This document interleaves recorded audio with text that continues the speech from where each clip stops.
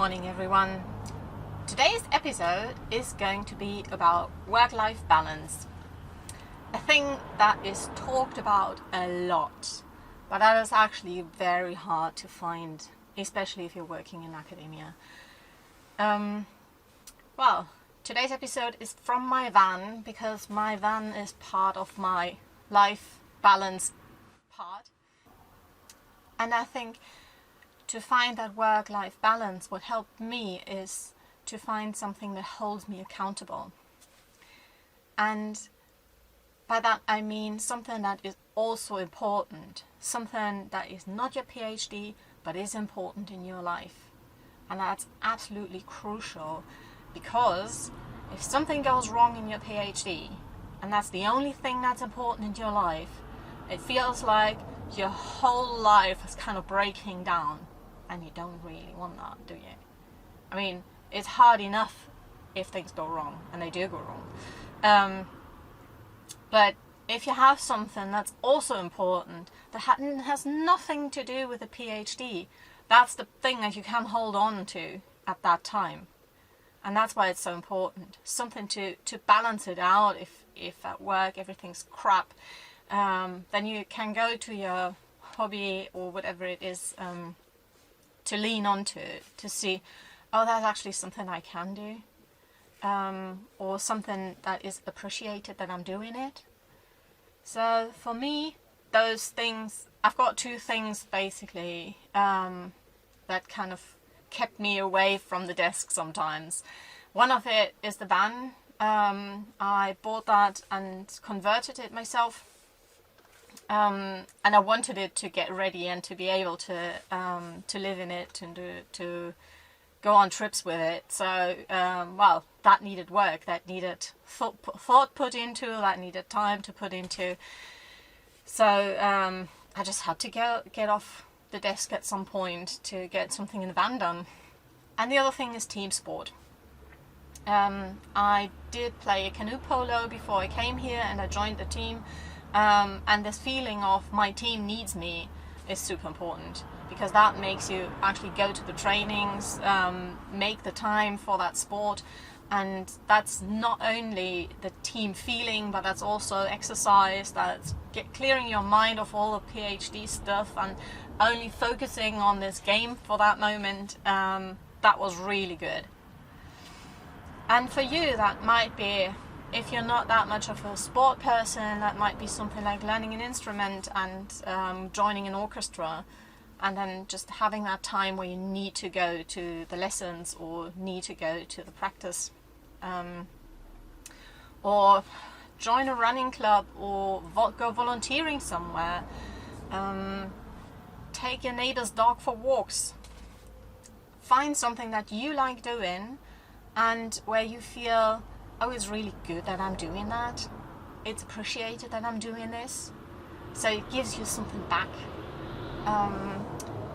But be mindful not to make it a guilt trap. Because if you feel like, oh, that's well needed what I do, make sure that you keep it flexible, that there is somebody else who could cover for you if things in the PhD get too busy so that you just can't do it. Because what happened for me was I totally got into the club and into the sports and into the team, and got on exec and got really involved.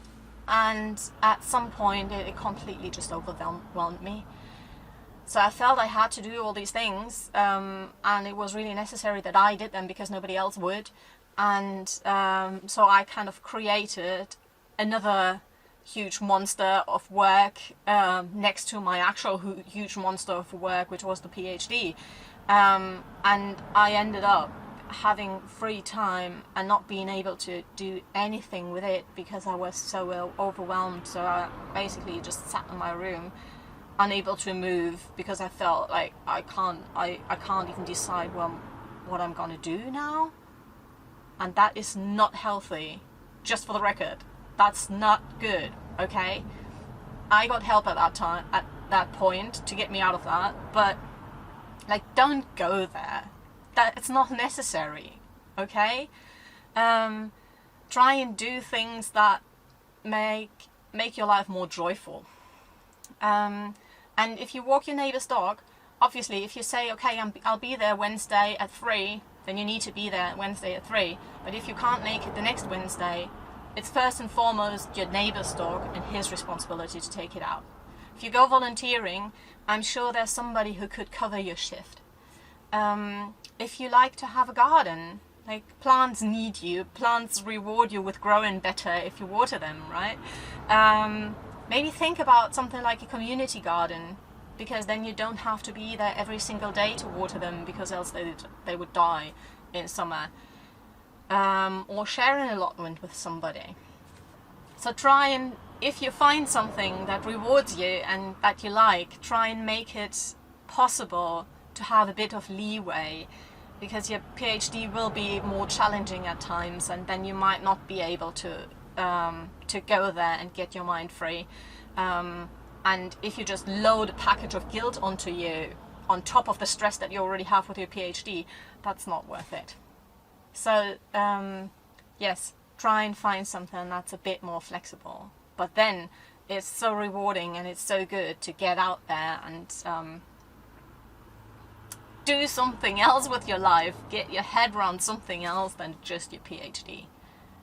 And you will find that with a fresh mind, with your brain relaxed a bit more, it's so much easier to go back to work, and you will feel so much more motivated when you have a bit more variability in your life. So in summary, I would say find something that you like doing, something that is rewarding, and probably something that has certain times that it needs doing, because it pulls you away from the desk. It's not like you say, oh yeah, I would like to go running today, and then you say, yeah, I can go running an hour later and another hour later, and suddenly it's 8 o'clock and you starve and you don't have the power anymore to go running. Okay, so make sure it gets you out of the office in time, or of the lab, whatever. But so it holds you accountable, but it's not strict enough to be a guilt trap, and that's probably the hardest bit, to find the balance there. But I'm sure you'll find a way for yourself that works. And for yourself is another good keyword. Make sure it works for you. We all have different work patterns, okay? So there will be people that come in earlier than you do, and there will be people that stay longer than you do. But you need to find for yourself what work pattern works for you, and then find for yourself what activity fits that. So if you're working well in the morning, well, then find something that's happening in the evening to reward yourself from that. If you kind of need some time in the morning to get going, now maybe find somebody who likes to go running in the morning, or walk your neighbor's dog in the morning, or do something that's away from the PhD in the morning, and then use your very productive hours that are later in the day for the actual PhD work, because you are already refreshed at that time and can go with a clear and fresh mind. Well, and that kind of leaves it again at well, it's up to you to find the right solution for yourself, but maybe I've shown some criteria that might be important to find the right thing that keeps your work-life balance a bit more in balance, really. Right, that's it for today. I'll see you again tomorrow, and until then, keep smiling.